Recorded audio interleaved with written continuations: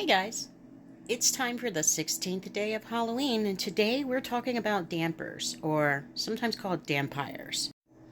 Dampers are the byproduct of the unholy union between a vampire and a human. Typically, this occurs between a male vampire and a female human, often resulting in the death of the mother when she gives birth to their abomination. This has been depicted in modern cinema through the Twilight series and the birth of Renesmee, though she wasn't actually labeled as a dampire.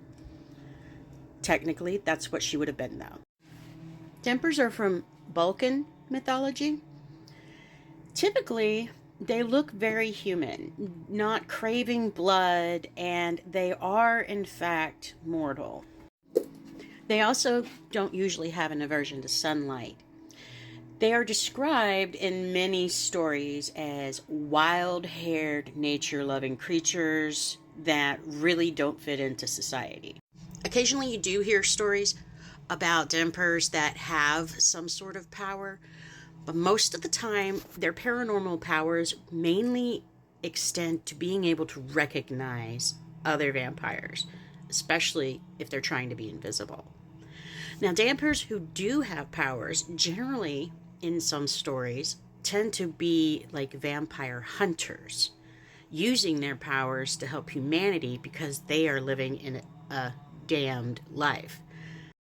I've seen stories where this is portrayed as a way of almost trying to salvage their soul because they feel conflicted with their damper urges. One example would be Blade from Marvel Comics. Characters like Renesmee and Blade would maybe romanticize this creature, but in truth, it is an unholy abomination form, and the byproduct is not always even remotely human-looking.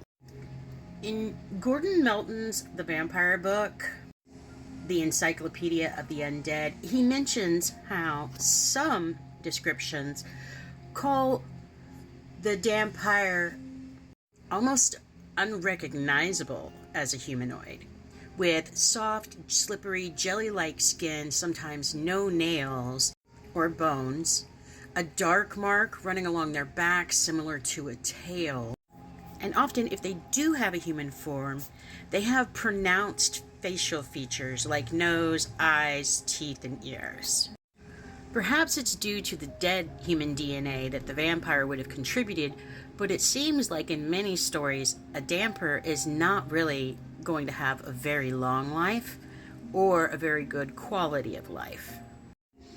Personally, I find the creature very fascinating, so much so that I'm even including one in my fantasy novel that I'm working on. But that's the damper. Brightest blessings, guys. Have a good day.